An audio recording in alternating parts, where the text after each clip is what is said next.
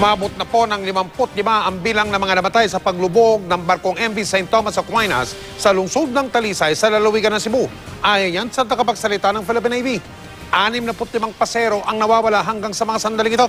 Pahirapan maging sa mga bihasa o ekspertong diver ang pagsisid at para kunin yung mga katawang natrap o naipit sa barko na mahigit 100 talampakan sa ilalim ng tubig.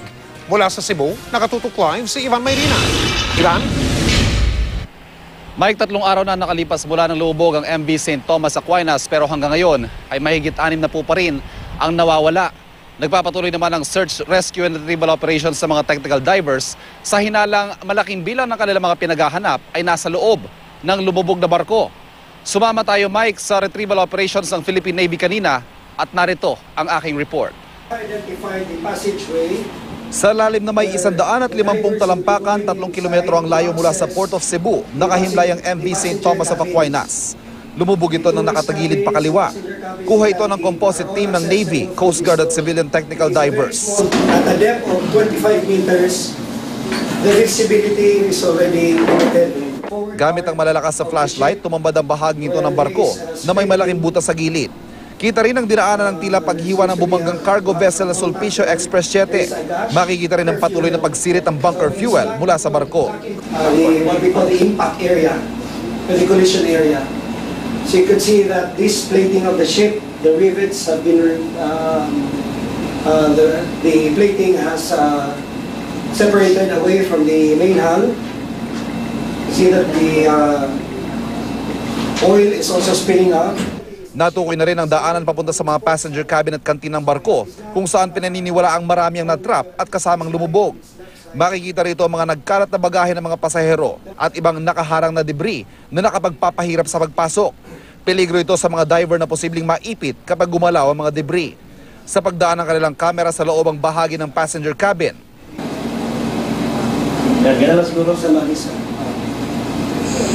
So you have to get in and pull that out very slowly. It's a very tight space there.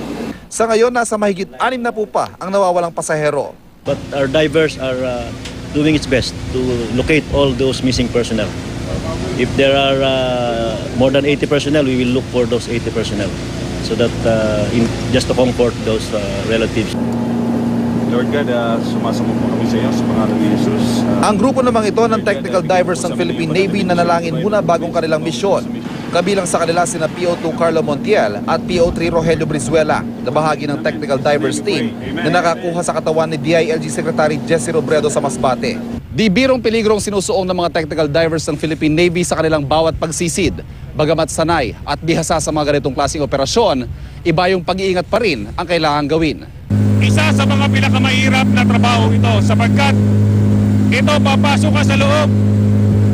Hindi mo alam kung ano ang nandun sa loob. Maraming mga obstructions. Sa misyong ito, babalikan ang ilang katawang una nang nakitang nakaipit sa bungad ng pasukan ng barko. Malalaking alon ng sinagupa ng aming sinakyang barko.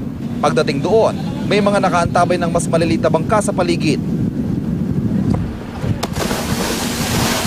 First dive, kukunin yung mga body, then papalutangin.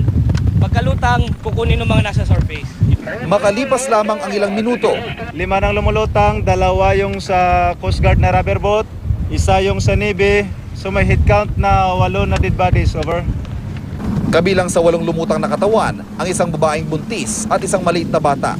Sa gitna ng mga nakapanlulumong eksenang ito, aminado ang technical divers na sila mismo'y naapektuhan. Tao lang po tayo. Pero so far naman po, mas yung fulfillment pag nakukuha namin yung mga dead bodies, nawawala po yung fear namin na mas kailangan tulungan po namin sila. Mike, sa buong maghapon ay naging napakalikot ng dagat kaya ngayong hapon ay napilitang kanselahin na ang lahat ng search, rescue and retrieval operations at magpapatuloy na lamang alas 7 ng umaga bukas. Mike? Maraming salamat, Ivan Mayrina.